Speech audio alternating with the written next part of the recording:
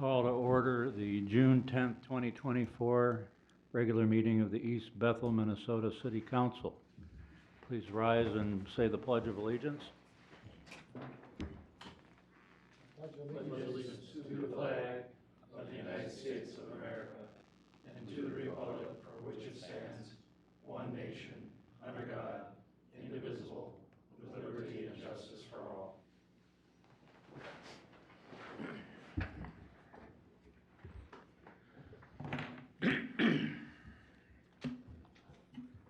Make a motion to approve tonight's agenda.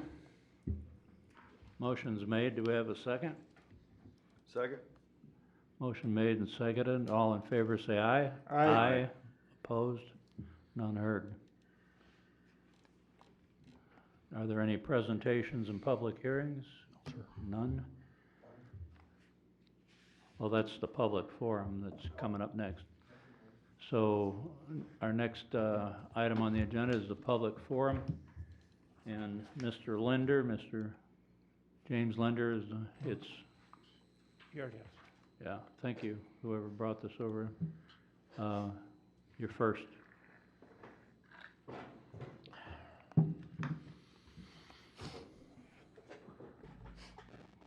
my request was to try to get some get access to some public information that the city has with some ordinance violations that I've brought up in the past. On March 16th, I sent an email to the city to highlight incorrect and previous statements made by Mr. Look. At the end of that email, I asked how to access public data concerning the issue. I also asked what body writes city ordinances. I received no response. On May 1st, I called Carrie Frost and left a message on how to access public data. I have not received a call back on that. On May 9th, I called again to talk to Carrie Frost and told she was out of the office until May 20th. On May 20th, I sent an email to Carrie Frost with an attached form to access public data. I haven't received a response, so that's my reason for being here, is to try to get access to public information.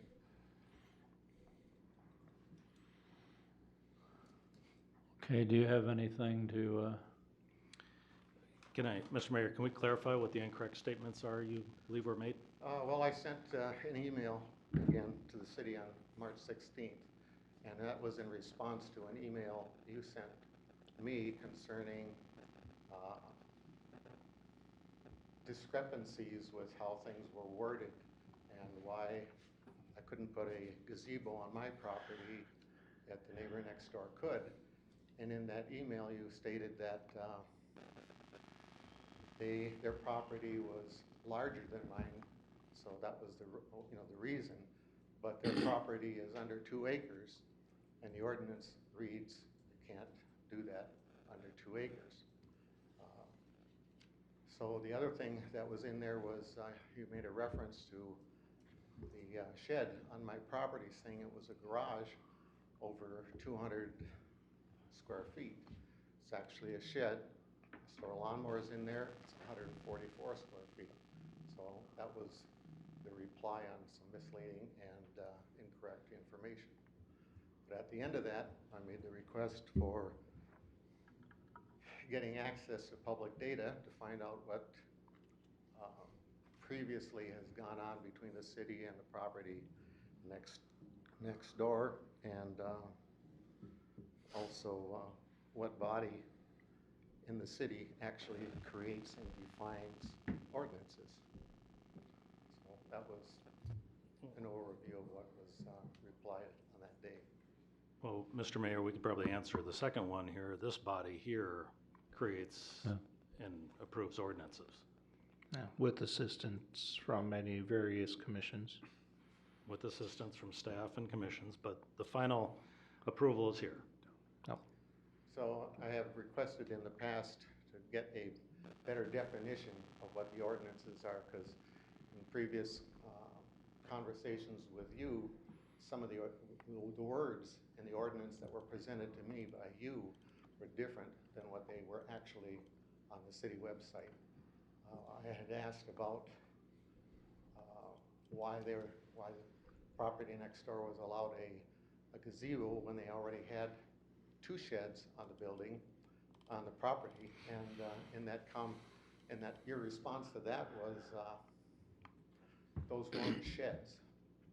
A shed had to have soffits and 1-foot overhangs, and that's not the definition of a garden shed. Mr. Mayor, we have definitely responded to a lot of Mr. Linder's concerns here at the council. We have talked with staff, we have looked at ordinances, we have spent countless hours on this. If I could summarize, I think a lot of the challenge that we're having here is there's definitional issues. In other words, Mr. Linder is defining something different than what staff is defining something as.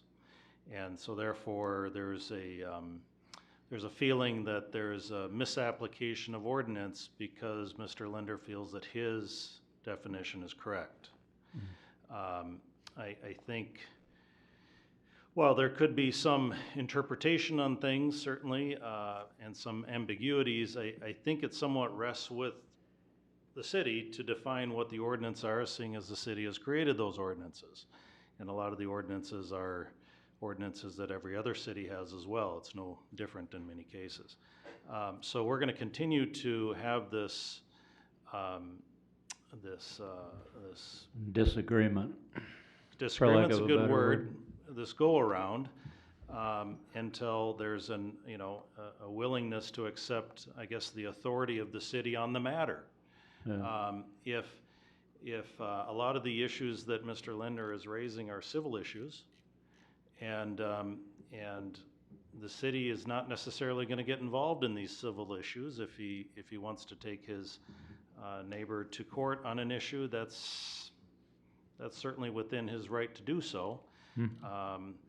But you know, for example, I'll use an example of this. We have an ordinance on a motorcycle track, you know, and the neighbor uses this behind their garage to drive their golf cart down to the lake so that they can use and recreate on the lake. That does not mean it's a racetrack, but Mr. Linder believes it's kind of defined that way. We do not see it that way.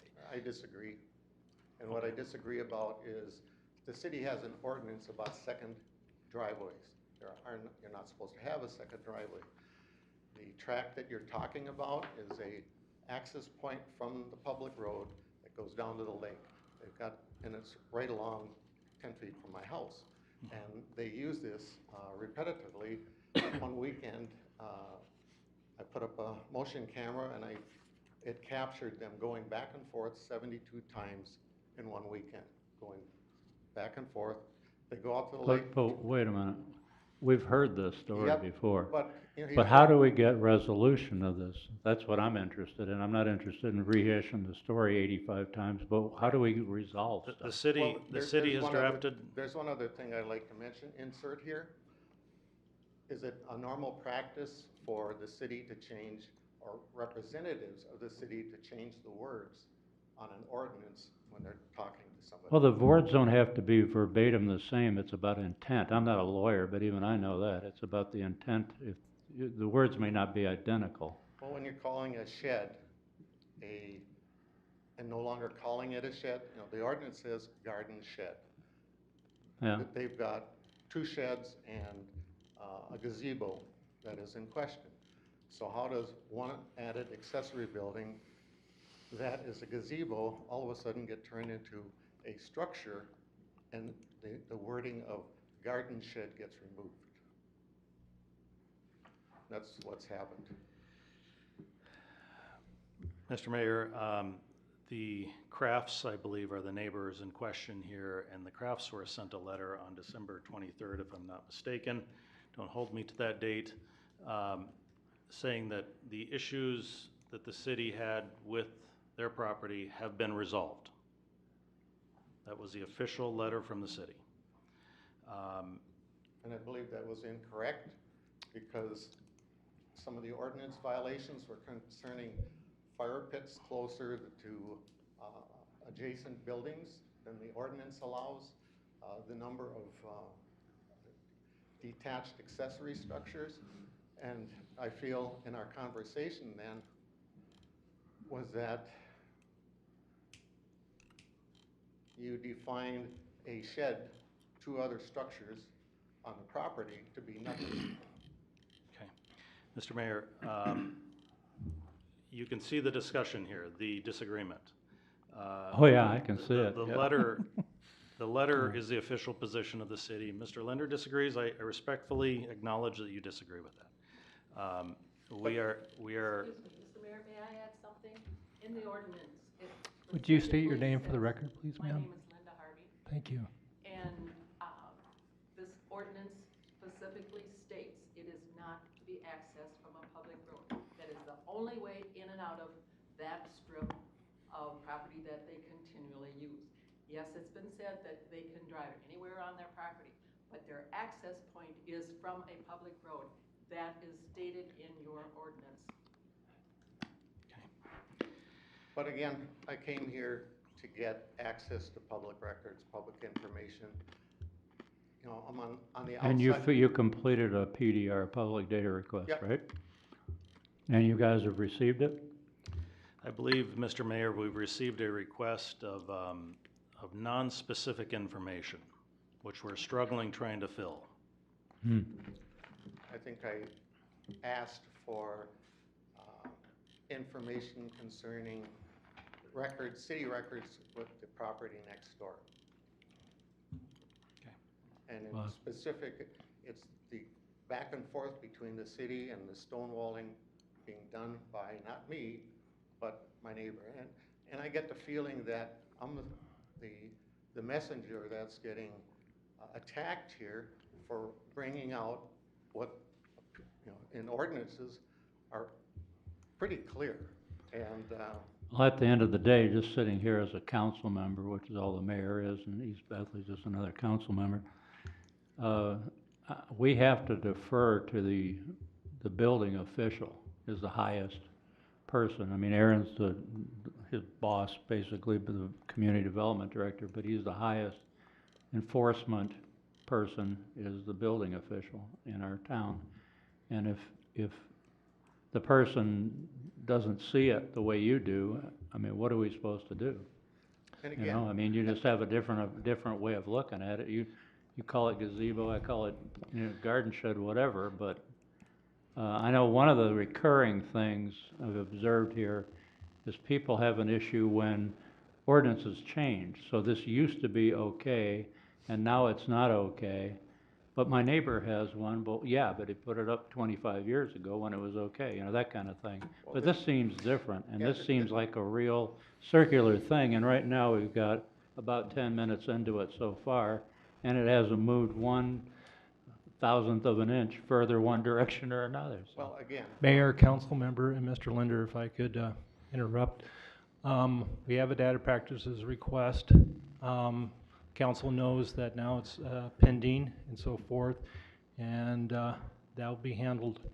You're talking about code enforcement, and the fact of the matter is you'll have 10,000 eyes, and I wouldn't be surprised to get 10,000 different opinions. But at the end of the day, the city has the discretion about interpretation, but even if you agreed with interpretation and so forth, the city also has discretion about where it's going to enforce, how it's going to enforce, and cannot, and it would be a waste of public resources to be chasing down every single property owner and utilizing utmost. So what we have here is you have a different opinion as far as how aggressive the city should be on enforcement. The city has been repeatedly put on notice that you want more aggressive enforcement than what was done.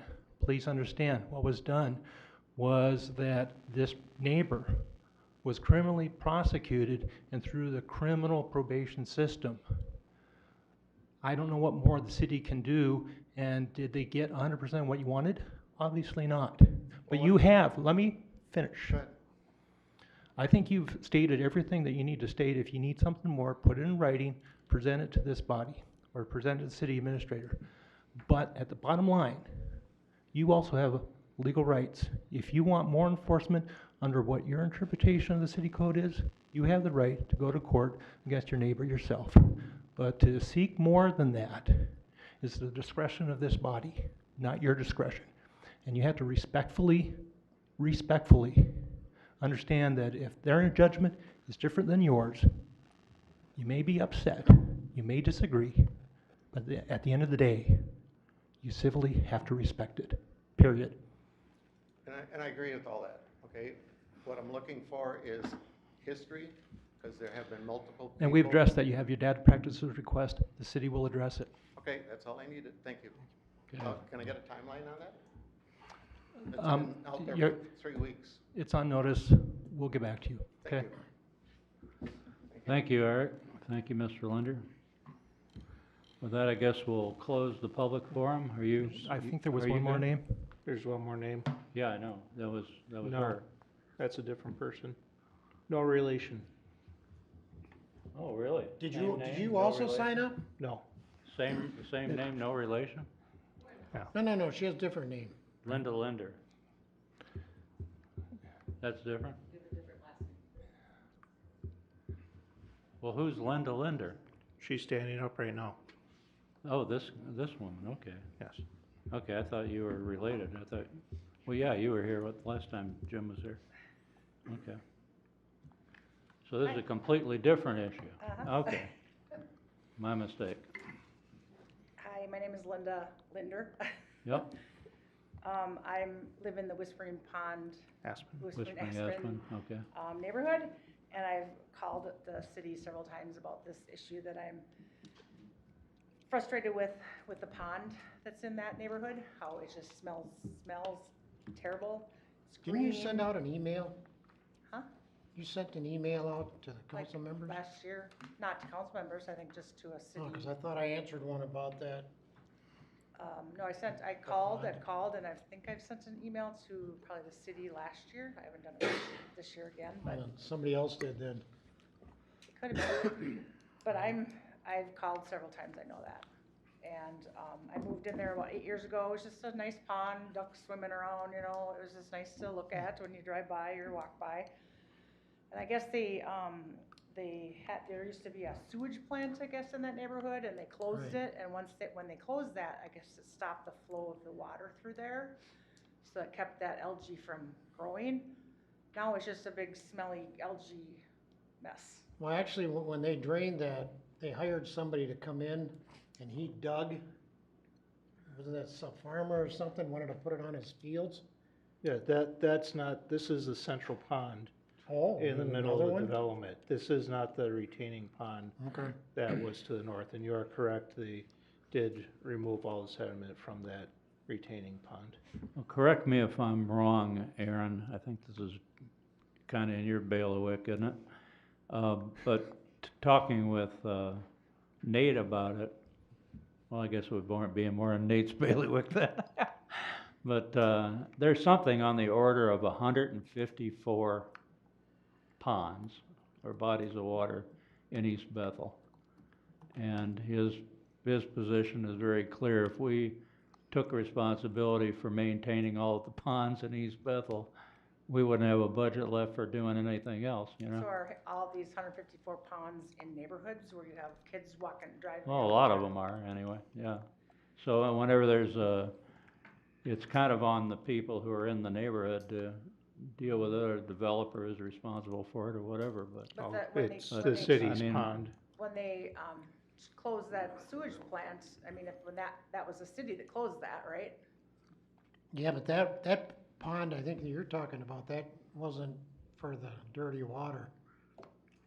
Cause they had the tank, they had 3 beds, and then it went down. But the clean water was discharged to the pond on the north side of the development, and that water came through from that pond to the central pond on its way out to Menard Lake. All right, I'm gonna look this up.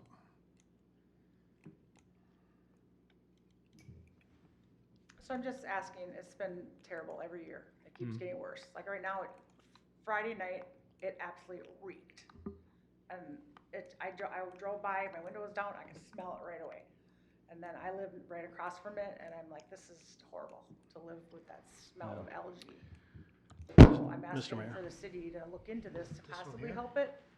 Well, you Because guys, it you wasn't guys, like that uh, when I It was moved into the discharged out neighborhood, when I that she's bought talking my about house in that neighborhood. Oh, Looked way better than it does now, so and everything was I discharged picked a lot once it for was that, just to cleaned. be able to look It's at wildlife discharged or out here. whatever. There's a I would have culvert picked a that different runs lot if I from would have here known they weren't to gonna, right there the pond was approximately, gonna and end then up there's being a another culvert that big runs green out here smelly too. mess, you know? Oh. well, maybe So- somebody should have withheld information they should have revealed, I don't know. Because I know it's been that way for some time. I'm surprised it's that way this year of all years Yeah, because drive of the by, amount of, come on by and smell because of it. the amount of rainfall we've had. You'd Yeah, think it's it would be just- fresher, but anyway, what are your thoughts, staff? Mr. Mayor, we can certainly talk with Nate about what the options are. I'm sure the DNR probably regulates a lot of what we can do to these ponds in terms of, you know, whatever ends up in this pond, if you treat it with something, will probably end up in Menard Lake and, you know, have Well, that. but you mow around it, the city mows around it, so then couldn't the city take care of the pond? I mean, some of their glass clippings goes into the pond. So I would say, Why does the city mow around it? Because it's a No. city property, part of the parkland, Part of the parkland? yes. So is this adjacent to the tennis courts and all that? No, this is Fillmore Circle, right across. Oh, I don't know the neighborhood that It's not well, by the, so. Yeah. it's not by the tennis courts at all. So, and the city has treated it multiple times in the past years. Yeah, I don't know. I don't know when. no, that was recorded or around anything. every development, if there's a pond that is given to the city, there's usually a 10-foot wide swath or easement around the pond for pond maintenance that's dedicated to the city. So, Right there, Boy, pond that's maintenance. that's a neat trick, isn't it? Yeah. Right there, you That's a just real said neat pond trick. maintenance, and you don't maintain that pond. Yeah. so none of us, I can say none of us up here are experts at ponds or water. Our expert within the city is not here. We should probably utilize him as a resource and, Yeah, and yeah. find a solution utilizing the expert that we have on staff. Yeah, Is that something Craig? would We be can on? also consult with Craig. Craig Yocum? Yep, absolutely. I mean, Okay, I'm just well- asking you guys, how would you like to live across a stinky old pond, you know? It's just, I wouldn't. it's horrible. Yeah, It's horrible, and Yeah. I'm gonna have to move if you guys don't help with that situation. Well, I've called and like I- called, but like now I I decided said, to come and ask you in person, please. yeah. So, thank you for bringing it to our attention, that would and really help we'll, some. our I just staff want- will I want follow your up help. with I mean- Nate, who's, What's your address? I'm at 24299 Fillmore Circle. Thank you. I just want your help. Thank you. thank you. Appreciate it. Thank you. Thank you. Okay, I guess with that, we can close the public forum. Thank you, Linda. Bye-bye. Have a good night. Right, And that moves us into the consent agenda, item number 6 on our agenda. Make a motion to approve the consent agenda. Motion's made to approve the consent agenda. Do we have a second? give me a second here.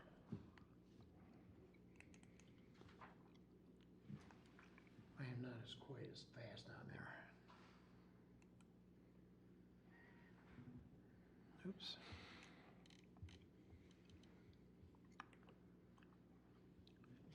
No, I'm good to go. What does that mean? Is that a second? Second. Okay. All right, so we got a motion and a second to approve the consent agenda. The shirt. All in favor, say aye. Aye. Aye. Opposed? None heard. Item 7, new business, commission, association, and task force reports. Item A, planning commission, number 1. We're gonna make use of Mr. Aaron Berg, our community development director, setback variance at 18116 Deerwood Lane Northeast. Thank you, Mr. Mayor, members of the council. A little background information on this case. On January 30th of 2024, Blake Robinson purchased 18116 Deerwood Lane Northeast. At the time of the sale, the septic system, which was previously installed in 1978, had failed the compliance inspection and was declared by a septic company to be non-compliant. As you can see from the two references there to city code, it is the responsibility of the current homeowner at the time to provide a compliant septic. If not, they are required to provide an escrow to cover the cost of replacement of a septic system. Betker Excavating and Septic was hired to replace the system. Due to the age of the existing system and the conditions of the soil and lack of space on the property, it was noted by Betker that a variance would be necessary to install a replacement system. On April 11th, 2024, the city received an application from Mr. Robinson for the variance to reduce the front yard setback standard from 10 feet to 2 feet for the placement of a Type 3 raised pressure bed, septic box mound, and tank. The proposed septic design calls for soil corrections or the removal of existing material and replacement with additional soils of approximately 3 feet above ground contained within a landscape retaining wall block. The proposed placement requires that a raised bed be placed 2 feet from the city right-of-way in the front yard setback in order to achieve the 20-foot setback required from the residential basement foundation wall. The proposed placement of the raised pressure bed is completely on the property and not in the city's right-of-way. However, due to the proximity of the right-of-way, I made contact with our Public Works Director.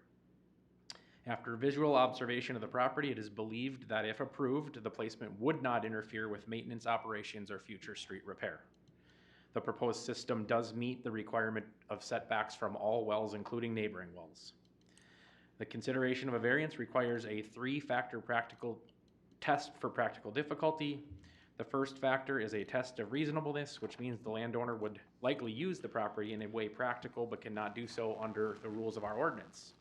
In this case, septic systems are required for homes to be considered habitable. The approval of this variance would allow this property to be continued to be used as a residence. The second factor is a test of uniqueness. The issue for variance is due to the circumstances unique to the property and not caused by the landowner. The uniqueness generally relates to the physical characteristics of a particular parcel of property. In this case, the parcel has limited space for a drain field or a new drain field due to the irregular shaped corner lot, as well as a branch of Anoka County Ditch 28 runs through the property from the rear lot line to the front lot line, dividing it into 2 land areas. The third factor is that the variance would not alter the essential character of the neighborhood. This factor is used to consider whether the resulting improvement would be out of scale, out of place, or otherwise inconsistent with the surrounding areas. In this case, the property has an existing hedge that runs parallel to the front property line and is within the city right-of-way. The proposed raised bed mound would not exceed the height of the hedge. Therefore, it would not be seen. On May 28th, 2024, the Planning Commission held a public hearing which there was no public comment. After a review of the application material and hearing from the applicant, the Planning Commission, by a 7-0 vote, recommended approval of the variance to reduce the front yard setback standard from 10 feet to 2 feet for the placement of a raised pressure bed septic box mound and a tank at a 5-foot reduction on the property at 18116 Deerwood Lane Northeast. The City Council should review the applicant's request, consider the Planning Commission's formal recommendation, and approve the variance to reduce the front yard setback standard from 10 to 2 feet for the placement of a raised pressure bed septic box mound and a tank at 5 feet on the property at 18116 Deerwood Lane Northeast, as presented in Resolution 2024-40, with 2 conditions. The conditions, I will tell you, have already been met with the application process. I'll make a motion to approve Resolution 2024-40, approving variance to the standard for the installation of a septic mound and tank in the front yard setback. Second. Motion is made and seconded. Yeah, I got some. Any further discussion? Yeah, I got a couple questions, nothing too serious. January 30th, 2024, Mr. Robinson purchased the property, and at that time, the septic system was inspected and it failed. How did the sale even go through then? So good question, Councilmember DeRoche. This is an entire systematic way of approving the sale of a property, is a title company will require that an escrow is established and the permissions to replace the septic system to bring it into compliance. At that point, then the title company is happy with or satisfied with that there will be a compliant septic system at some point. There's money set aside to do that. So then once the new ownership approves a septic company after the city receives 2 designs and the 125% or the escrow money, the new owner authorizes the replacement. The escrow money that the city's holding pays the septic design or the septic installer, and the system is compliant. Right, I mean, I'm okay with the thing going in, I just. It's a good question. The timelines are a little, This timeline is a lot more complicated. This house actually sold twice before the Robinsons even purchased the thing. There's multiple escrows set up to get it covered. It's a long story. They just need a septic system. okay, well, this I'm not even gonna butcher their name. Septic was hired to replace the system, so they hired them before they ever got a variance. Now, my other question, then I can button it up. On April 11, 2024, received an application for a variance to reduce the front setback. It just seems that the variance should have maybe come first. So Betker's hired to do the design. They can't submit an escrow and an application to get the title company to say okay unless we receive 2 designs from 2 different companies. Right.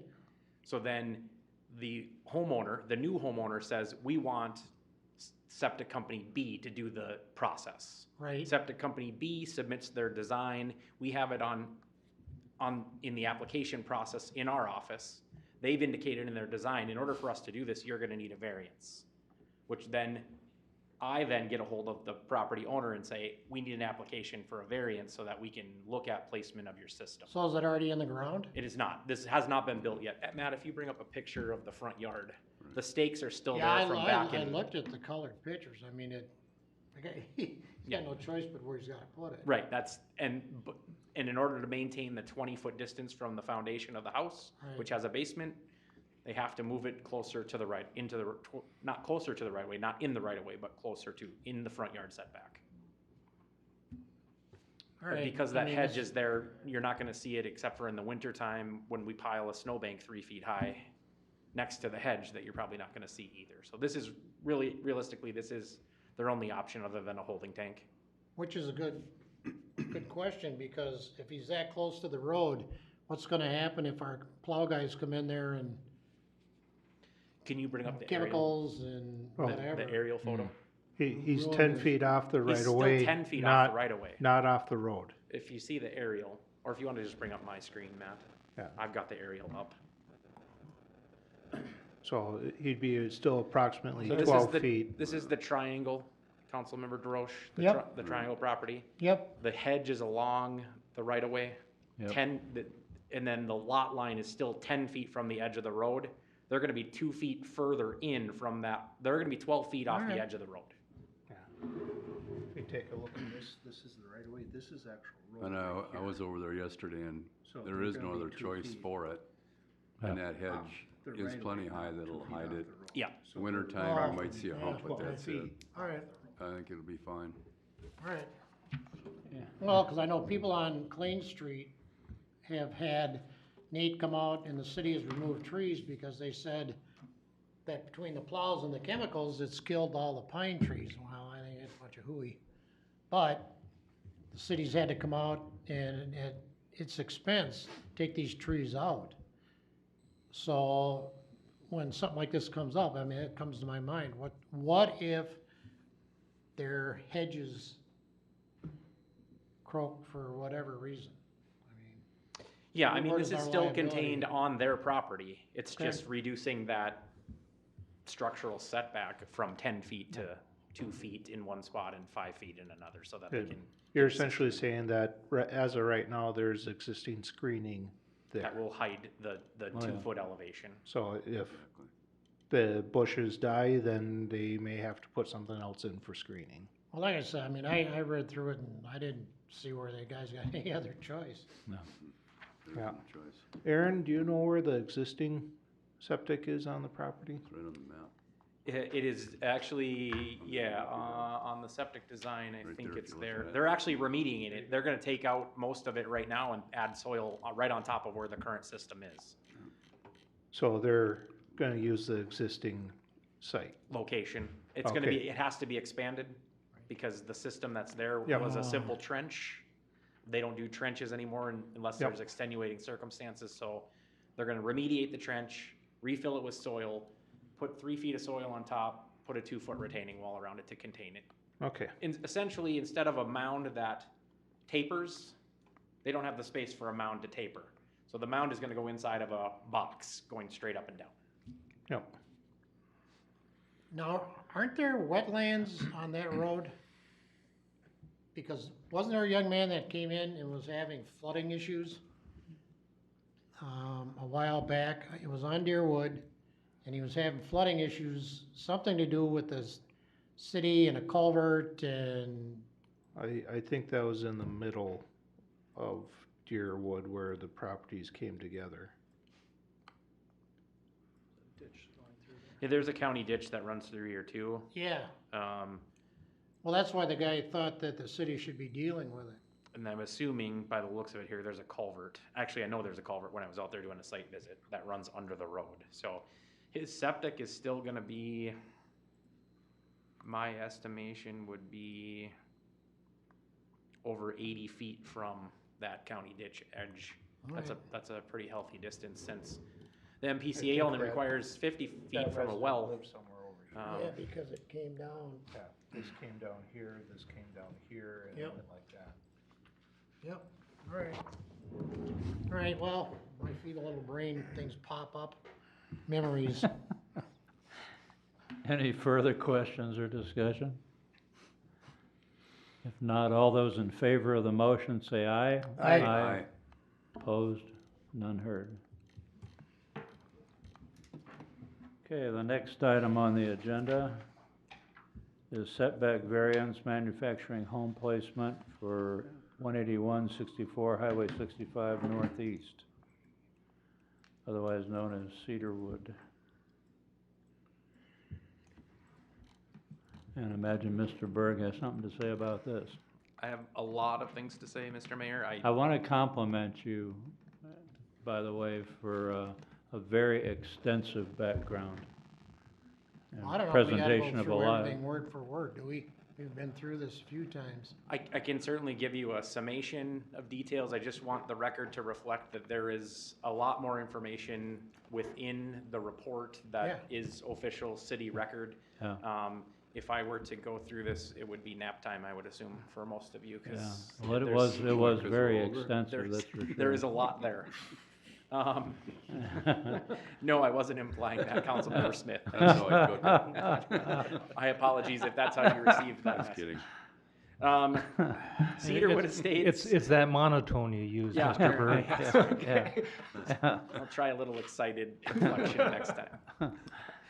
Cedarwood Estates, formerly Village Green, is a 150-plus unit manufactured home park located in an R2 residential zoning district, corner of Highway 65, 101st Avenue Northeast. Continental Communities purchased the property in November of 2021. The city does not have any certificates of survey or official records of plats for the 4 large parcels that make up the manufactured home park. Historical research done by myself shows that the property was issued a special permit by the Village of East Bethel to be a mobile park as early as September of 1969. I did do research into what the special use permit conditions were back in 1969, and those have been cited from 1960. There was an ordinance regulating the parking of mobile homes in the Village of East Bethel in 1961, ordinance number 16.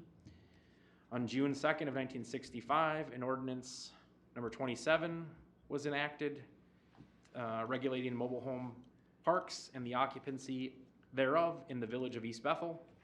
These ordinances in combination permitted mobile homes to be placed for a 6-month period to allow for an occupant time to construct a permanent dwelling within the Village of East Bethel.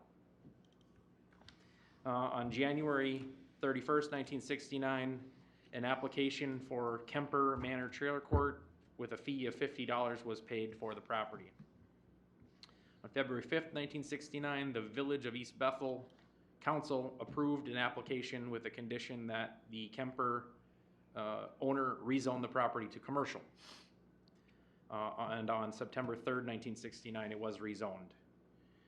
By February 4th of 1970, the Village of East Bethel Council at a meeting, as well as a planning and zoning show a report that a representative from a group called Premier Realty appeared, representing the Kemper Trailer Park, to discuss acquisition of additional acreage. On April 7th of 1970, a company named Par-Ax appears at a planning and zoning meeting with plans to expand a mobile park, but said it would not be approved for years.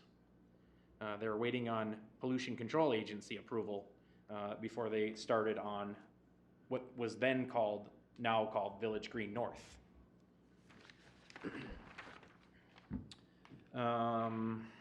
May 6, 1970, special planning and zoning meeting, Par-Ax reported that they were the new property owner. And at the conclusion of the special use hearing, the Village of East Bethel Council met and approved a special permit for what's called Village Green North for 170 units. September 1971, Village of East Bethel Council approves a phase 2 of Village Green North for an additional 18 units. October 4th, 1972, Ordinance 16A, which is an amendment to the original Ordinance 16, which still maintained the 6-month provision, but replaced the responsible party for approval of permits from a constable to a building inspector. On January 1st, 1974, the city of East Bethel becomes incorporated. It is no longer the Village of East Bethel. May 3rd of 78, there's a 1-year moratorium on mobile home parks and expansions so that the Metropolitan Council could study the impacts of these facilities on air pollution and water pollution. May 79, a new ordinance comes into effect regulating mobile home manufactured parks and the location of them. It included the repeal of all previous ordinances for manufactured home parks. It also included new lot specifications for lot sizes, lot widths, lot depths, fronts, rears, side yard setbacks, as well as a requirement of 30 feet between mobile homes. March 1987, Ordinance 142, another ordinance regulating manufactured homes or manufactured home parks and the use and location within East Bethel was approved. This ordinance not only repealed Ordinance 122, but also included the requirement of a conditional use permit. It also replaced every single mobile home with the word manufactured home.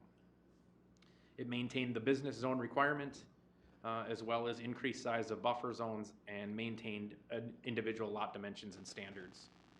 On June 18th of 2008, Ordinance 142 was adopted as Chapter 38 manufactured home parks into our current ordinance as it sits today. This historical review demonstrates that multiple zoning code and zoning ordinance revisions have occurred since 1969 to include but not limited to occupancy timeframes, a 1-year moratorium, special use permits, a requirement of manufactured homes to have conditional use permits, and a change of city zoning districts. City staff and Continental Communities have searched and are unable to locate any conditional use permit that was issued to the property. I did cite city code there that says that manufactured home parks are required to be located in B1 business zones. That is our current ordinance. Sometime between September 3rd of 1969 and September 5th of 2007, property was rezoned to an R2 residential. Without a conditional use permit, this entire property could potentially be a non-conforming use. In addition to the non-conforming use, there are potential non-conforming placements within the park as a result of changing zoning standards. I cited our city ordinance under non-conformities. The purpose within the zoning district established by the chapter or amendments may not be or may be later adopted. Situations may occur as a result of the requirements contained in this chapter. An existing lot, structure, site improvement, or use that does not conform to one or more of the requirements of this chapter It is the intent of this section to regulate such non-conforming situations to accomplish the following. B is to discourage the enlargement, expansion, intensification, or extension of any non-conforming use or structure and discourage any increase in the impact of the non-conforming use or structures on adjacent properties. Only exceptional cases in any expansion or intensification of a non-conforming use will be permitted, and only after approval of a city variance. Non-conforming use may be continued, including through repair, replacement, restoration, maintenance, or improvement, but does not include expansion, unless the non-conforming use or occupancy was discontinued for a period of more than 1 year. Let me ask you a question here. I've been kind of wrestling with this word expansion. Are they referring to the park expanding, or are they referring to the lot expansion? What exactly are we dealing with here? I'll let our city attorney clarify what expansion might be. Well, here we have a clear expansion with respect to 2 lots that had not had any structure on it since 2008. As a result, for 16 years, they've been vacant lots. That's its status, and so if you clearly have a nonconformity in at least 2 areas. One has to do with zoning, and using these 2 lots as mobile home lots and so forth, that is contrary to the R2 residential. So that would be one nonconformity expansion with respect to use. The other would have to do with placement. Even if this was zoned B2, it would still constitute an expansion, because what you have here is 2 pad or lot locations and so forth that do not fit the dimensions and size and so forth for a B2 mobile home park location. So those are the 2 clear expansions that are there. That is one reason why you would need to have a variance in order for this, because otherwise, if it was permitted use is not an expansion. But these 2 very clear non-permitted uses, as a matter of law, constitute expansions necessitating a variance. Well, so is one example of non-compliance, reading through this, each mobile home is supposed to have a fire extinguisher in it, according to our ordinance. There's supposed to be a written letter from the fire chief detailing if everything is conforming to what they should be by normal standards. There was a couple other things that I can't, I'll go ahead, I'll think of them. Yeah, those are licensing requirements. Those are not zoning requirements. So those would not be expansion issues. Those wouldn't require variances. Those would be more regulatory permitting licensing issues. Certificate of occupancy. Yeah, okay. I should have drew a little line in between there because I didn't want to mix them. All right. So in addition to the expansion question, a nonconformity may not be changed to another nonconforming use. So if it was already nonconforming, you can't make it another nonconforming use. When any nonconforming use has been changed to a conforming use, it may not be later changed back to a nonconforming use.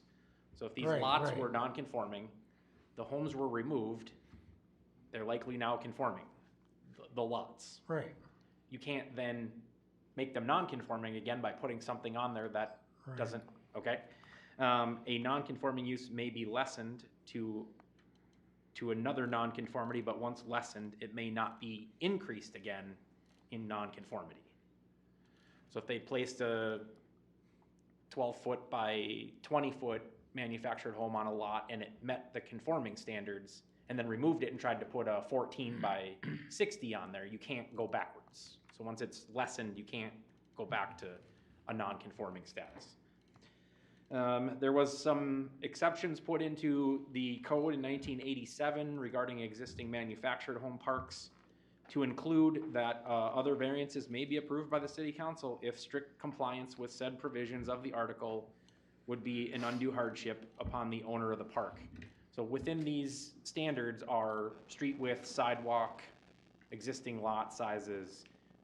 The expectation was that within 2 years, you weren't gonna have to tear up a street and make it a 40-foot wide street if you already put in a 20-foot wide street within a 2-year time frame.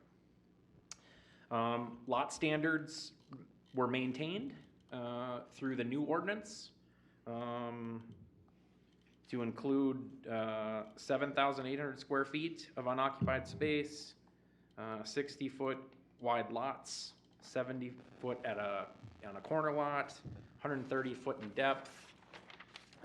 As you can see, as I continue to go through these lot dimensions, there are numerous non-conforming obligations that exist in this park. Historical mapping shows that the last time homes were placed on Lot 17 and Lot 125 was back in 2008, as the city attorney alluded to, which was prior to Continental Communities purchasing the property and longer than 1 year ago. The lots remained empty until October 2022 when Continental Communities applied for permits to place new homes on these lots. Without conditional use permits, these non-conforming lots were lessened in conformity sometime after 2008, when the previous non-conforming homes would have been removed. They remained vacant up until 2022, which again, as I stated, is more than 1 year. The placement of a new manufactured home with a larger footprint and larger square footages would meet the definition of an expansion. In comparing the existing lot proposals to the standards from Ordinance 16, 27, 122, and 142 show that the lots did not or would not have met standards required, potentially making them even illegal nonconformities without a conditional use permit. That's a legal question that none of us are going to answer. However, a city's failure to enforce prior zoning ordinances does not give the landowner the right to continue an illegal nonconformity. Illegal nonconformities do not have rights associated with legal nonconformities, excuse me. Municipalities should consider whether a nonconformity ever complied with its existing ordinance or law before assuming a particular nonconformity is entitled to the statutory right to continue. Minnesota state statute regarding zoning ordinances. Certain zoning ordinances, a municipality must not enact, amend, enforce a zoning ordinance that has an effect of altering the existing density, lot size requirements, or manufactured home setbacks in any manufactured home parks constructed before January 1st, 1995, if the manufactured home park, when constructed, complied with the then existing density, lot sizes, and setback requirements. Landowners may assert their continuance rights in response to a city zoning enforcement ordinance. The burden is on the landowner to establish that their property qualifies for non-conforming rights. Continental Communities, as of the date of the report, had not provided the city any documentation to establish the manufactured home park complied with existing requirements when constructed. The proposal placements. Lot 17 is an interior lot with a reported width of 30 feet and a length of 80 feet. The newly proposed home is a 16 by 76. The placement is 5 foot 9 inches from the curb, 21 feet from the home to the rear, 21 feet from the home to the right, and 27 feet from the home to the left.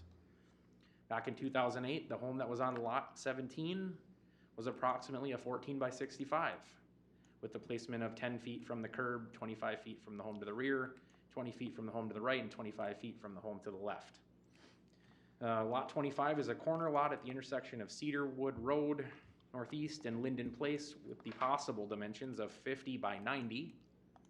However, city staff cannot establish lot lines. The newly proposed home is a 16 by 76 and was placed on the lot 6 foot 5 inches from the curb face, and there is 29 feet of distance between the new home and the home to the east. However, there's only 14.5 inches of distance between this home and the home to the north. Additionally, this is a corner lot, so side yard placement off the curb of Linden Place is 30 feet. In 2008, the home on lot 25 was approximately 14 by 68 and was placed 15 feet off the curb of Cedarwood Drive, 26 feet from Linden, and 28 feet from the neighboring home to the east, and 15 from the neighboring home to the north. These placements do not meet the criteria set forth to allow structures to be placed on the lots, so variances would be required. Considering of a variance requires the three-factor test of practical difficulty. The first factor is a test of reasonableness. In this case, the placement of a new manufactured home on a lot in an existing manufactured home park is reasonable. The placement of a manufactured home with dimensions larger than the previous non-conforming home is not reasonable. The expansion of a non-conformity is prohibited by East Bethel ordinance as well as Minnesota state statute. Placing a manufactured home within 30 foot of another manufactured home may not be reasonable. The second factor is that the landowner's problem is due to the circumstances unique to the property and not caused by the landowner. In this case, Continental Communities purchased the property in its existing form and design. Due to the lack of a conditional use permit and the non-conforming status of the entire property, the existing lot dimensions in Cedarwood Estates cannot be expanded to accommodate placements of manufactured homes within existing setbacks. Section 3844 of our existing ordinance, existing manufactured home parks contain provisions that allow other variances may be approved by the city council if strict compliance with said provision of this article would be an undue hardship on the park's owner. The third factor is if a variance would not alter the essential character of the neighborhood. In this case, there are 150 plus manufactured homes in the park, of which all likely do not meet our current setback standards. The encroachment in setbacks vary on each lot throughout the park as a result of the inconsistent lot dimensions. And in this case, a variety of manufactured home dimensions have been placed on lots throughout the history of the park. On May 28th, 2024, the Planning Commission held a public hearing. Aside from a representative from Continental Communities, there was no public comment. After a review of the application material and hearing from the applicant, the Planning Commission, after a lengthy discussion by a 7-0 vote, recommended denial to the City Council to the variance request to reduce the lot standards and setback distances to allow the existing placement of manufactured homes on Lot 17 and 125. One item of concern that was raised by a Planning Commission was the risk associated with fire. The National Fire Protection Association standard for fire criteria for manufactured home installations, sites, and communities states that fire separation distances shall comply with the jurisdiction's adopted building code, local rules, and/or regulations. The City Council should review the request, consider the historical information, as well as the Planning Commission's formal recommendation, and approve, provide a modified approval, or deny the variance request to the lot standards and setback distances to allow or maintain placement of manufactured home on Lot 17 and Lot 125. And again, this is just a summary. Would you like to catch your breath? I will say, Council, that representative from Continental Communities is here. He did provide me some documentation as he entered tonight. Excuse me. One of them appears to be a zoning verification at the time of purchase back in 2021. This does appear to be signed by a zoning administrator for the Community Development Department of East Bethel, but I don't know the signature. It might be Aaron McDermott, but I don't know that for a fact. It's not printed anywhere. Not Colleen, huh? I don't think it's Colleen. This zoning Stephanie. verification does describe that it is an R2, that 165 units would be permitted, that this is or was a legal non-conforming use, that per zoning ordinance, it's legal non-conforming. The comment here is that the property meets state minimum setbacks, but does not meet city ordinance that was adopted in 1987. That there are no variances or special permits for the property. And then there's a comment here, which is a checkbox that this may be rebuilt in its current form. However, there should be no loss of square footage. The buildings would have to be the same footprint with drive-throughs if applicable. There does not appear to be on-site zoning violations, but it does state that they are complaint-based. No building code violations. Does not appear to be outstanding fire code violations. and there are no certificates of occupancy on record at City Hall. And the subject property was not subject to a site plan review approval process. This was dated October 1st of 2021. And you think I didn't think Aaron was in a position No. to do any kind of authorization. It would have had to have been Jack or Colleen.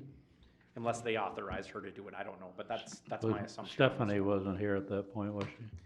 And then, Maybe. the Continental Communities provided a permit change request form, so my assumption is it says it's from the MPCA.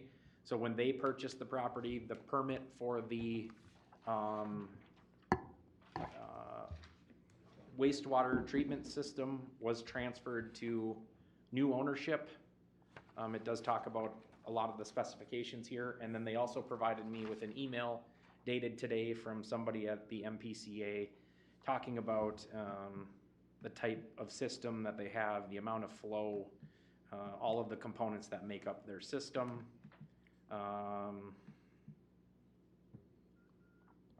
And it does show that there is a permit for their current system. Doesn't say anything about inspections or compliance, but it does say that there is a system there. Another question I have. Says the design and specifications of the sewer system shall meet approval of the city engineer and the Minnesota Department of Health. Do we have anything on record from Craig Yocum, seeing as how he's the city engineer? I did not ask for that. This is about the variances for those two individual lots. It's not really about the septic system. If we, Well, but the request that I was researching was about the Right, right, variances, yeah. not the system. Right. I'm curious as to whether the septics are inspected when you take one out and put a new home in? Or is that assumed that the septic is So good? these don't have a septic system. This is a treatment plant. This is a pump house, tanks, a leaching field, and a pond, retention pond. Right, well, so- being as old as it is, I'm surprised that they haven't. The city has nothing in code that says that we have to verify that a above-ground system is in compliance. Our code requires that we Okay. verify in-ground systems, not above-ground systems. All right, So, gotta ask. I have a question.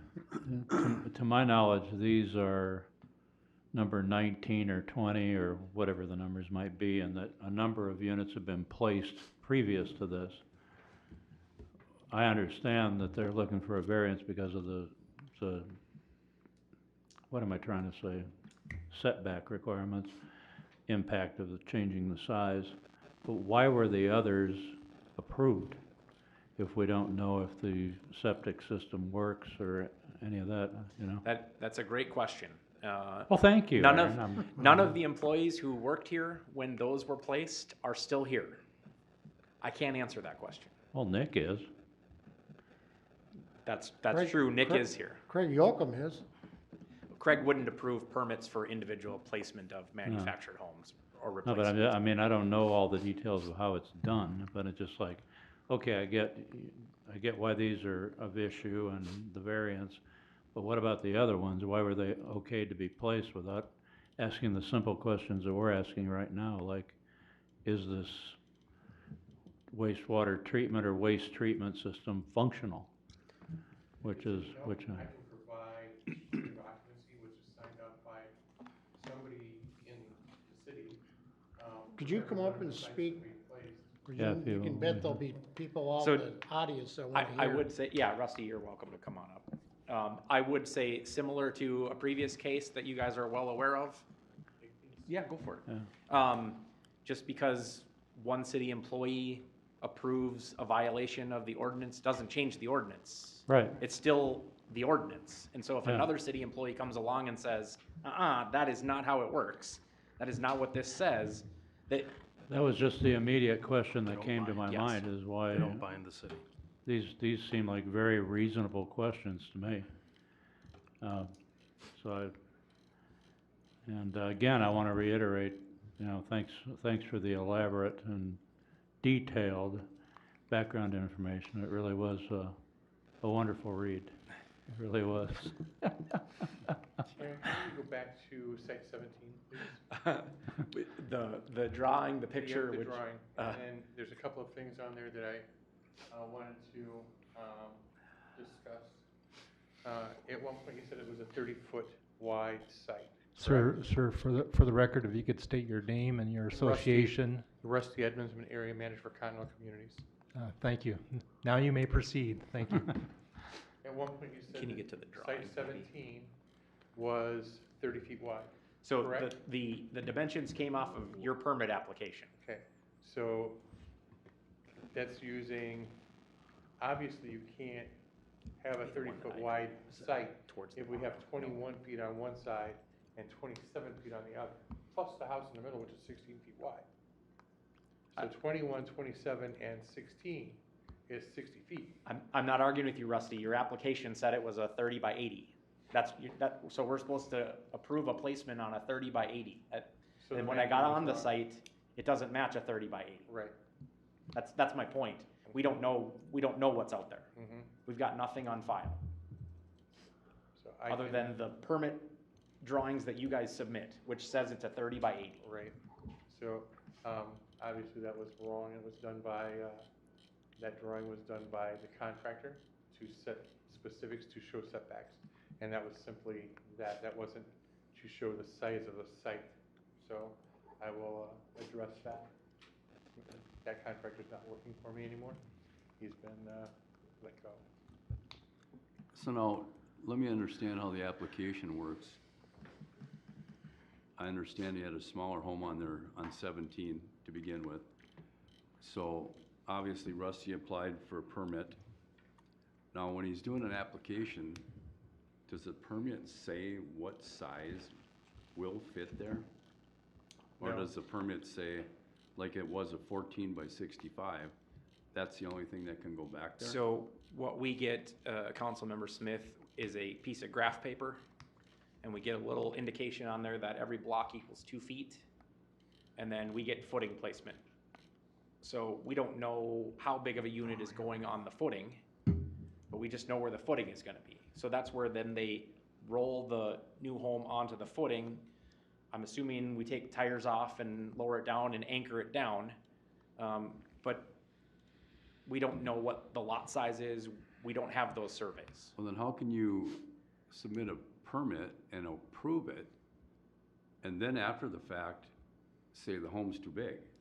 So Because there should be some clarification when you're applying for the permit, saying, okay, this house is this size, that's the only house that's gonna go back there. But now, another house that's larger was put there, why, So these two lots were vacant. right? Applications came in. The footings were approved.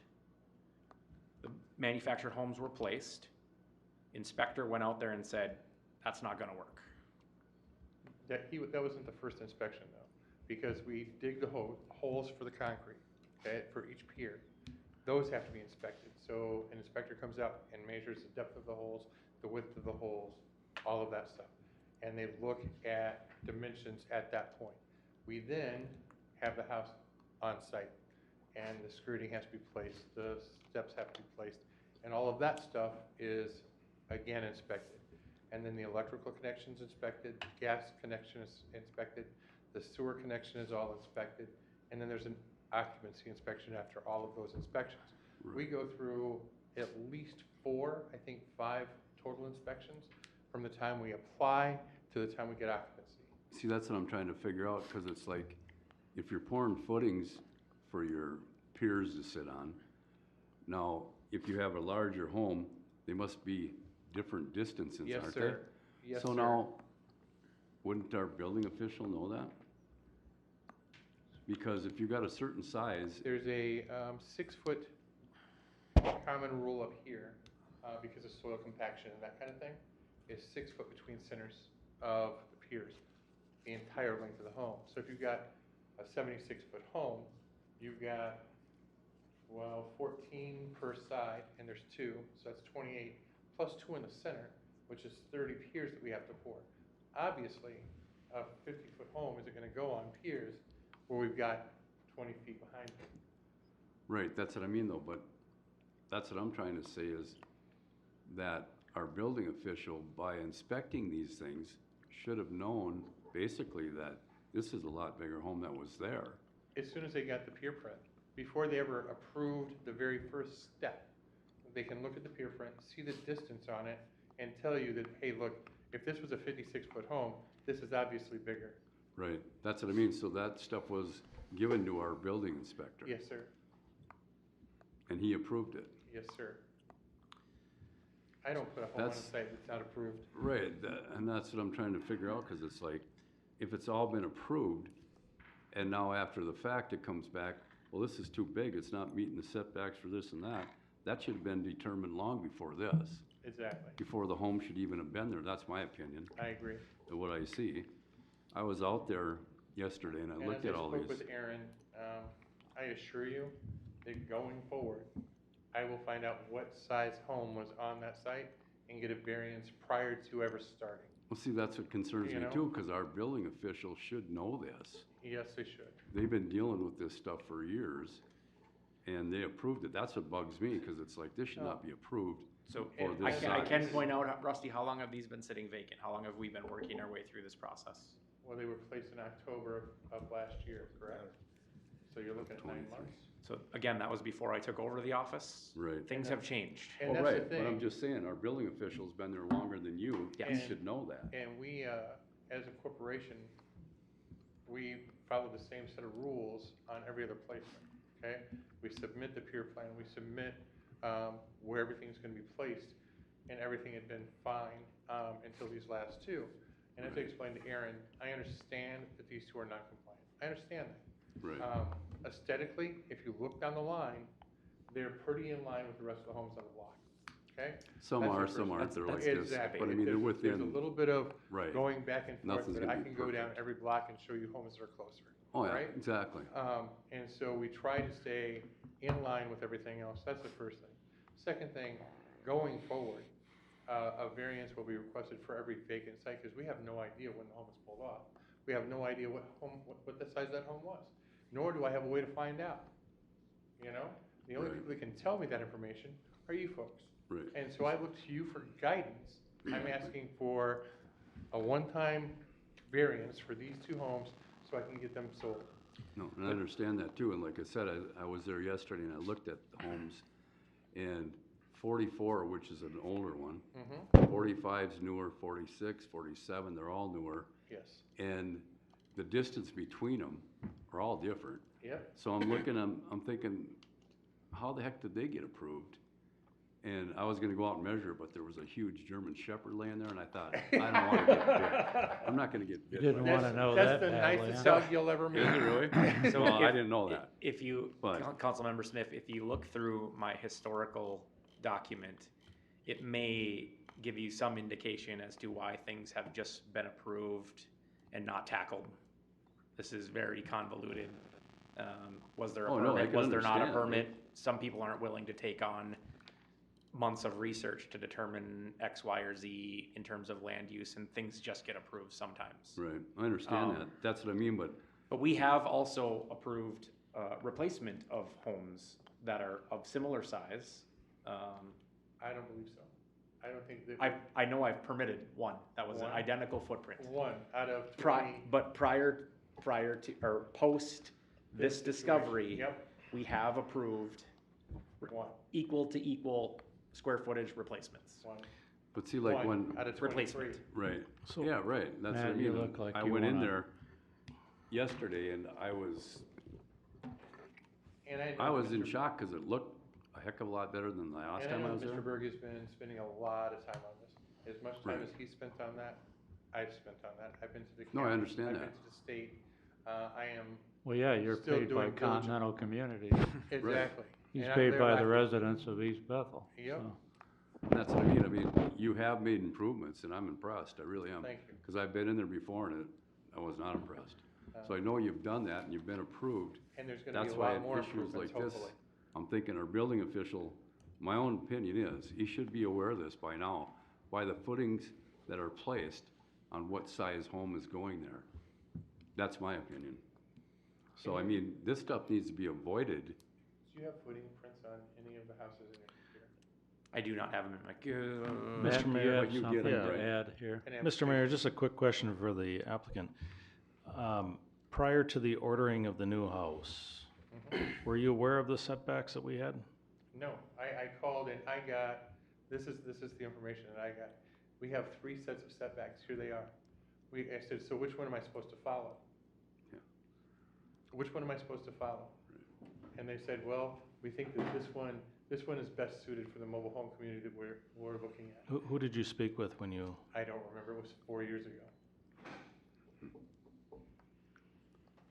and so what you're saying, I never got good information. what you're saying though is whatever setback was given to you at that point, you ordered the house to meet that setback? Yes, sir. Yes, sir. Well, I find that hard to believe, but I don't know what information was given to you. It just seems that a home that's placed in close proximity to another is a potential fire hazard for, The home at 17, if you looked at what was existing before and the distance between homes, our home actually exceeds that distance on both sides. On both sides. One side was 7 inches shorter, and the other side was 1.5 feet bigger. And that was due to where the electrical and water were.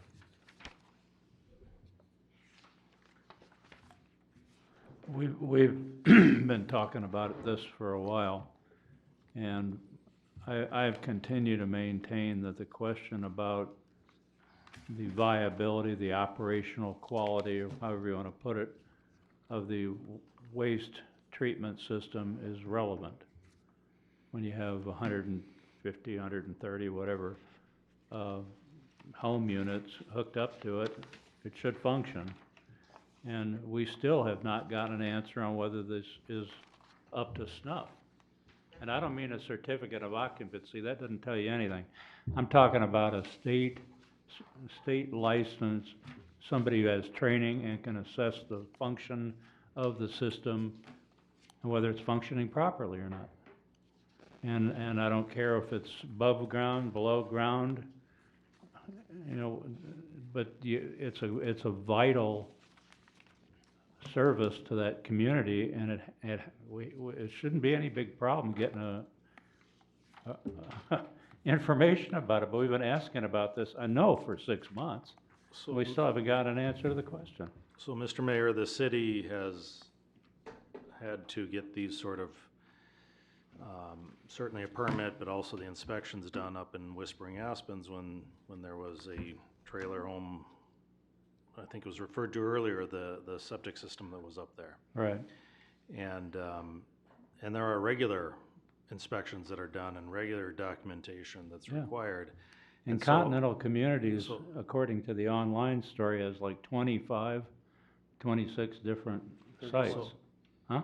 31. 31 now? Okay. So, I guess, So it's not like they're new to the business or anything. so, I guess a question for the applicant is, has there been a recent, Jesse Osborne's the operator at the facility. He has to do monthly reports with Rural Water Association and the Sewer MPCA to make sure we're in compliance. Everything is measured, everything is tested. and there's Well, we don't have any documentation? of that information. Is there documentation you can provide on that? I can call Jesse Osborne and have him, he has all the spreadsheets and all of the reports, so I can easily get that information. Your last call today was to the MPCA. So we're interested in hearing what they have to say about it. My What last is call it? today was to the Met Council Environmental, Oh, Met Council. because the MPCA didn't have any record of this. Okay? But evidently you produced some documentation this evening from the MPCA. So. So MPCA says they don't have any record of this?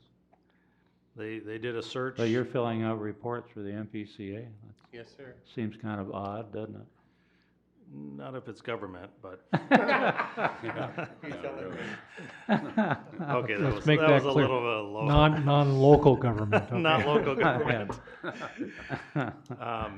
But it's possible they weren't searching in the right area in their computer. I have no idea. I mean, there was some time spent chasing this a little bit today, and so. Well, I contacted Lou this morning, and I got this back before I left today. So. Okay, is there anything else, questions, discussion, whatever? So, My I still- personal self, I think I Were want you, more okay, information. I might have an answer to your issue. Were you referring to the property of Cedarwood Estates? yes, That's your mistake. It's still listed with them as Village Green North. okay. And so all records are gonna say Village Green North. There's also a permit number Yep, on I the the- transfer of the the- permit on there. I have the permit number here as The well. interesting part is there's not too many of these systems in East Bethel. So you would think that they could pull that up, but nevertheless. We can follow up on with that permit number, if you guys are interested in more information. Well, yeah, this is, We can certainly withhold I a mean, if decision on you have a variance. non-functioning, single-family home, septic system, it's a potentially major cost and all that kind of stuff. If you have a system with 150 units, and how many people, 300 people? Yeah, in that Give or neighborhood take. probably. Hooked up, it seems like that ought to be important too, you know? Our system is rated at 3,000 gallons per day. or Well, 30 I don't 30,000 know what gallons that per day. means in terms of how much waste Mhm. is generated by 300 people. I just don't know the math, but So I- Mr. it Berg? should be something very simple to have, certified as operational, that's all. Oh. Mayor, if I could inquire of Mr. Berg? So, what was the application date for the variance? I'm sure you had it in a lengthy report, That's I right. just did not find it. April 6th. April 6, 2024 was the application Yes, date for correct. this variance, okay. Yep. All right, And how long do we have to act on it, Eric? Well, typically you have 60 days. We can extend it by sending the applicant a letter right now, extending it 60 more days, requesting further information. We would have to make a decision then within the next 2 months. either that, or since the applicant is here on the record, the applicant can take what appears to be a high risk and force a decision now, or on the record could agree to the 60-day extension. I did pass around the footing plan that Rusty requested, as well as the drawings that are submitted at the time for permit, which I will note for your information, that those are rectangular sheets with squares. Those lots are diagonal. Right. The site plan doesn't work. Right. And from here on forward, we may request a actual site plan by a certified land survey company to make sure that we don't have this problem going forward. We don't know what's out there. Their application says it's a 30 by 80.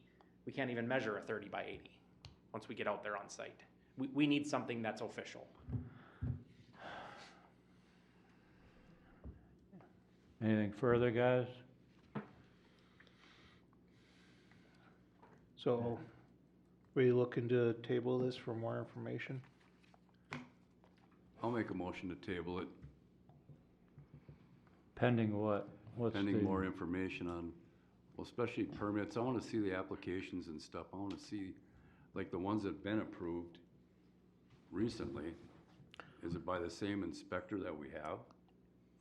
Because we got some issues going on here that shouldn't be. I'll second it. Rusty, maybe you can help clarify on the spot. Okay. Once these two came to light and we issued the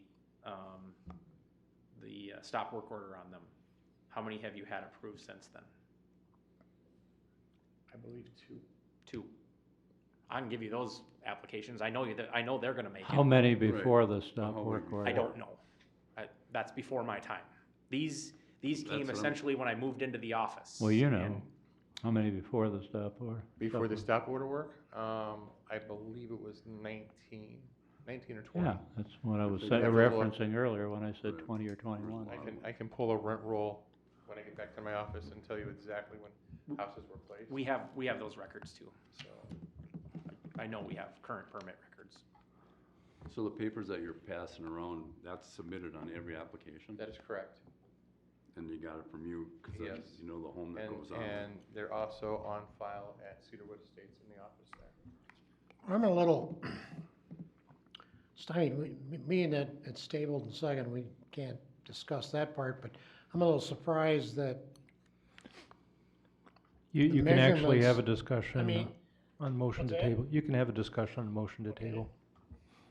right, when the plans and stuff are out there and the inspector came out the first time, he had to have measured, right? I mean, I would think. You would think. I'm not a building inspector. I wasn't there, so I don't know. I don't either. And the thing is, he wouldn't even have to come out. By looking at the pier print, that tells you that the home is larger than what was there previously. The pier print tells you that. Wait, there was nothing there previously. Those were empty lots. But you're telling me I can't replace it with anything larger than what was there. So, we're going back- This is a huge 20 years land ago? use legal issue, whether it's 20 conforming or years? non-conforming and How whether, far back do we have to go to see a house was removed? 2008, you said 17 was removed, correct? I, So it was a could certainly vacant site look. from 2008 to 2022 or 24. Here's my giant land use issue. If it's a non-conformity, if the conformity is if the non-conformity is removed for more than 1 year, it can't be made another non-conformity. But if I don't know what size it was to begin with, But that's not the city's obligation, that's the applicant's obligation to know what can and can't go there. When was the last time that there was an actual survey? Never. Wait a minute. Your company has 31 operating parks. that's correct. You're in this business as professionals and you don't do any due diligence when you buy a new site? Of course we do. Of course you do. I bet you guys got all of it in the home office. I'll I bet would you, I'll like to bet think. $1 to a donut. They don't come in and go into unless you're buying it for 10 cents on a dollar. Exactly. I mean, come on. No, the only thing that we can't seem to find is the cup. That's the one document that we can't seem to locate in our documents. So we're still looking stringently through everything. Lots of moving parts. Yeah, Well, going by all the information that I read through, it started out with a special permit, and then it went to, special permit, let's not CUP. rehash all the 50 years. it said a CUP was required, but there's nothing saying that a CUP was issued. At which point, when they made that determination that they were switching to that, the people who owned the property at that point, in a council meeting, asked, how does this affect us? And the council said, it's not gonna affect you at all, you're grandfathered in. And so, I don't know why, but they allowed that verbiage to be good enough for him, and it was a handshake. Well, that's, Well, there was a lot of that that That's- went on in the old days. Exactly. Yeah. I'm a all guy. right, and I'm with not a all going, right. I'm not going, starting all over again at 1961 and going No. through this again, forget it. I started at 57, if you wanna go back even farther. No, even less interested in 1957, thank you. So we got a motion and we have a second, I and need the to know- motion is to table. But I need to know what more information you want, so I have some place to start. What are you Did- looking for, Jim? Applications on the permit and the permits before that were approved. So the we can units that compare. were placed before the stop work order, is that the correct way to say it? How far back do you wanna go? Just how Well, just far- since they owned it, Since 2021. Okay. Yeah, And the You septic just said system. 20 October units 2021 plus. is when we purchased the property. Yep. I think we put the first home on,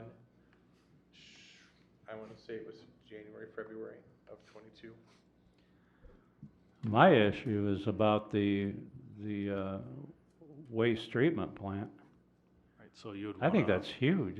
Maybe I'm blowing it out of You'd proportion. want a but- certification on that as well? Yeah, Yes. yeah. Do we wanna use certification? Do we want MPCA verification that maybe they don't certify them? I don't Well, wanna whatever, guess. we wanna know the answer to the question, does the Fully system operational. Is it work operational? properly? That's the operative question, is does it Well, work there were properly? questions that arose in 2010, and I don't know if anything ever came out of it. What, regarding the same thing we're Septic. talking about for that? Right, for- and that's why at one point they were For talking Village about Green hooking at them that all up. point? What's that? For Village Green at that point? Right, Village Green North or whatever? when there was talk with Met Council about hooking the park up, there were a lot of questions that were asked, and I guess I'd have to go back in the minutes, I'm not gonna just spout it, but I know there was talk about it. So that's what you guys, so that's what you want to do is, or what's been proposed and seconded is to table it pending the information More Jim information. mentioned and what I just mentioned. And just to let you guys know, I think the planning commission did a good job of going through this. And I'm gonna vote against tabling it because I think they covered it thoroughly. And I just don't abide by this expansion of it, but you guys have 4 votes to my 1, so do whatever you want. So it's been, Mayor, council, I think it's important for the record as a matter of law that if it's gonna be tabled, applicant on the record indicate that, that the applicant waives the 60-day notice and is, affirms the 60-day extension. Without that, I would be recommending, against the tabling, because I don't wanna put ourselves into a legal timing issue. Well, where are we on the 60 days? Well, we're right up to the Did we 60 already days. do an extension? We're right up to the 60 days. yeah, we're at it, cause it was April 6th or I something. would be sending a letter tomorrow immediately in the mail to extend this. When we're this close, I'm always worried about notice issues. I'd rather just No, avoid that's a notice legitimate issues. concern. If the applicant, But that's to answer your question. So like, we I need to- I put What's the that? onus, I put the onus on the applicant, not on the city. So, sir, would you waive the just I the will 60-day gladly requirement? waive the 60 requirement. Thank you. Okay, I'm just looking for resolution. It's been dragging on too long. with all of that, Thank So you. then, no later than August 12th for a final. so with all of this, are we ready for a vote? All those in favor of the motion that's been Wait, made? wait, wait. When did you say August No later than 12th? August 12th, the Why, first why August? 2 months, 60 days. 60 days. The decision could be made sooner. Sooner, That's but just your no drop later dead Later line. than. We want the Right, applicant to right. know Yeah, that yeah. we Right. will give him an answer before that Right. timeline. All those in, all those in favor of the motion to table this matter, pending the conditions that have already been mentioned, say aye. Right, Aye. Opposed? Aye. I say aye to, Three. aye in opposition, so it's Lewis and Mundell in opposition.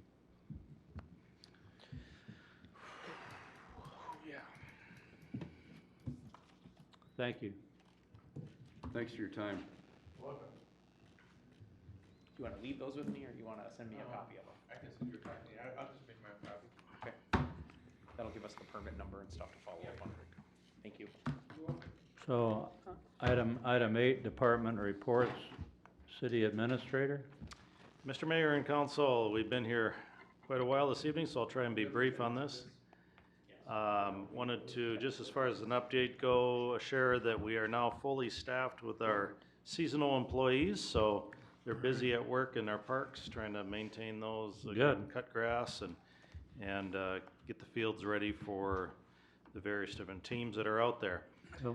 I wanted to also share that we brought up code enforcement in work session this evening, but we have some long-standing code enforcement cases that are going to be going to court here. I believe it's next Wednesday, if I'm not mistaken, and I will update you as to the progress on those. At the previous council meeting, we spoke a little bit about the Sand Hill Parkway auxiliary lane. And I did have a conversation with the county engineer as to whether that would be needed in the event of a grade-separated interchange. You recall that conversation? This is actually far enough away that it would not be impacted, but it is contingent on traffic volumes. And so The county engineer said if you guys need an extension on this, we can process that through. Didn't see a problem with that necessarily. My hope is that in the event of we're lobbying for a grade separated interchange, we could potentially include this as an area improvement as well as part of that project. Possibly something we can add in the legislation. And then whatever dollars we would have spent on that, we can potentially utilize as a local contribution to that project. But anyways, a couple of moving parts on that. We can certainly, we have a little bit of time before a grade separated interchange happens here, but certainly trying to keep an eye on that one. We did have an open house for the ditch abandonment. And Was that exciting? as exciting as that was, there was 7 people that came and signed in for that meeting. The majority of the fear, I think, associated with that was that if the county, as the ditch authority, abandons it, that for some reason folks thought that their properties would flood out. And there is a statutory requirement that these developers cannot flood other properties. They have to keep their runoff on their property. And so that the ponding that will be done in that project will then be able to hold that runoff. And then the actual ditch itself will still feed into the county ditch system. It's just the abandonment part is the county's jurisdiction over it. Right. So they're no longer the authority over that. Why wouldn't they, I mean, 'cause that's still their property, right? The county? So why would they not still, I'm just curious why they wouldn't still have authority over it. They'll actually vacate the easements and give it to the landowner.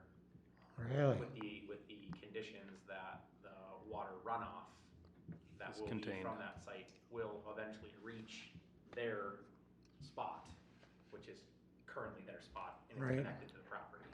But they'll Well- vacate the territory. So there's a very specific ditch law that applies to touching ditches at all. And one specific requirement is whatever work you do on it cannot exceed the original cost of putting the ditch in, which back in whenever, early 1900s, whatever, might have cost $50 to put Yeah. this ditch in, which was Right. real money back then. Today, you can't even mobilize a Can't even piece mow of the equipment lawn. for that. So maintaining ditches is a major problem, any sort of changes. The county is actually probably pretty pleased to to abandon it and get it off their books, so to speak, from a maintenance standpoint. But then that, again, goes on the property owner at that point. The other thing I was just gonna update everyone on is this Midco broadband. The county had a RFP where they were requesting providers to respond to an RFP, and Midco responded, but then the county switched to more of a grant-based process. And the grant was set up as a 50-50, that they would fund up to 50% of the cost. And Midco then reached out to us. We had a conversation about that, whether the city would be interested in participating in some of those dollars. I reached out to the people I know at the county and I said, this 50-50 probably doesn't work real well for some communities, because in our situation here, we have a lot of wetlands and a lot of, housing developments that are far apart, and so that would require more, more cabling than normal, or whatever the case may be. The cost would be higher. Yeah. And for smaller communities like this, that would be an undue burden on them to try and provide that connectivity. And so in response to that, the county said to Midco, just submit the best you can and we'll consider everything. So I had cautioned the county a little bit in saying, I think the bar for your grants are a little high. In other words, you'll probably be left over with money that communities just won't want to fund, however the requirement, however that might end up. And so I think they took that to heart, and they will probably be a little more fluid in how they attribute dollars to these various different grants. In our case, my hope is that they would be a little more generous in their grants to cover some of the costs here. So I believe that's kind of where Midco is. They've submitted the grant. I've sent a letter in support of that grant to the county. Hopefully my contacts at the county will read the bottom signature and have some favor. on us here, because we do have some challenges with connectivity and the spaces in Yeah, between, so. yeah. More to come on that, but my hope is that Midco is satisfied with whatever the grant amount is and can get projects underway. So that I believe kind of concludes my comments. All right, thank you, Mr. City Administrator. That covers city administrator and other staff reports too, huh? I imagine I got nothing, I gave you everything I had. Yeah, I imagine you'd like to rest your voice box a while. So speaking of ditches, is that what they're doing with that Anderson farm on 221st down there? Because it looked like the excavators had dug out new ditches, or were they just cleaning them? You know what I'm talking about, the Strandland development? The county cleaned all the way from Luan Drive, all the way over through past the trailer park, going west. You can see the spoil piles laid up on the land. They're not gonna come back and remove that, that's where it's gonna remain. That's their way of getting the ditch back to the level that it's supposed to be maintained at. Well, these things are more like canals than they are ditches. Canals. Well, look at them when you go, well, slight note, when you go home, look, you'll see what I'm talking about. Hmm. I don't know if Mr. they're Mayor, given expecting the that rain or we've not. had this spring, maybe it's a good thing. Yeah. Well, it could be. Are there any council reports? I got one.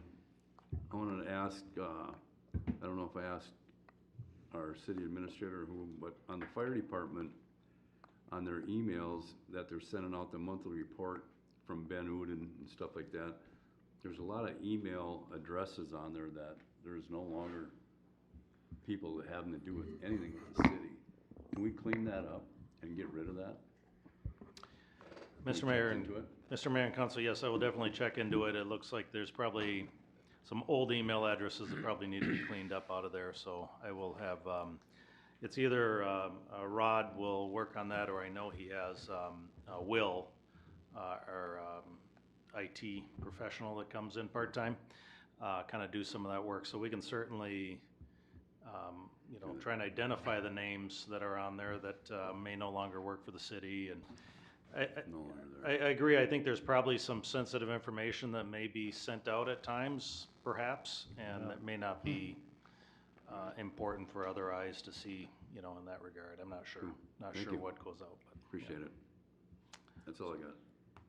So I got an update from the Sunrise River WMO. The Sunrise River is getting a $75,000 grant. Nice. Nice. It's coming from the Lower St. Croix Metro Watershed-based implementation funding. Oh, that's who I thought it would be. Yeah, yeah. So essentially, they are a larger group. The state gives them a pile of money. They decide how to distribute it. So members actually went to their meeting and Smart move. applied for it. So we'll begin this grant this year, and that will fund 2 projects. Shoreline stabilization projects on Coon, Linwood, and or Martin Lake, and a biofiltration project on Coon Lake on East Front Boulevard. And that was, By Steve Voss's place? I'm not sure on that. I don't, Well, that's where that garden went, I don't think so. I don't know. I guess, cleanup garden. I think it's down the street from him, Okay. but I'd have to look to make sure. But this was one of the top 5 projects that ACD had identified, but hasn't been able to do because the funding was not available. Now, do they work hand in hand with the Coon Lake Improvement District? No. Because that became that county office. I mean, that's what they have to be taxed on. Yeah. If you live on the lake, is, they couldn't get people to join it, so they became a entity of the county. Yeah, But I would hope they'd work with them. Well, it's good to hear what Well, the project's on. I'm sure that there's some talk with them that that ACD does discuss thing. I don't know to what extent that their relationship Yeah. goes though. Just curious. But I think that there is with some of the water reporting and other things. I'm glad to hear that, you're able to secure the money. Yeah, so that was a big windfall for Sunrise River. That's all I have. Good deal. That it? I'd like to update you on, they did order the zip line for Maynard Peterson, which is gonna be a Oh, real yeah. cool thing coming in, so look forward to that. If you can get a chance on there with Bob occupying it all the time, It's right by your house, right? You got a problem with that? They got a couple of shade structures coming over to Booster West, which is gonna give a much needed, some shade relief over there. We also have another shade structure and a concrete cornhole game coming over to Coon Lake Beach, which is gonna be really cool. You're not gonna Concrete? they're really, really nice boards to play on, and you're not gonna steal them. No, I don't You imagine. won't lift them, trust me, but they're really nice. So, that's what's been going on over there at the Parks Commission. Speaking Excellent. of that, yeah, I stopped by and watched the girls' softball team. It was last week. Coaches were real appreciative. They got a hold of Nate because they wanted to spray with mosquito stuff, but they had to get Nate's okay first with what they were gonna be putting down, so they did, treated it. Yeah, that park, I looks said it good. before, that park's Nice to definitely see went it through in some use again. changes. Yeah. That's all I got. Very good. Well, Nothing I'll else? entertain a motion to adjourn. Make a motion. Second? So it, Darren. Motion made and seconded. All in favor, say aye. Aye. Aye. We stand adjourned.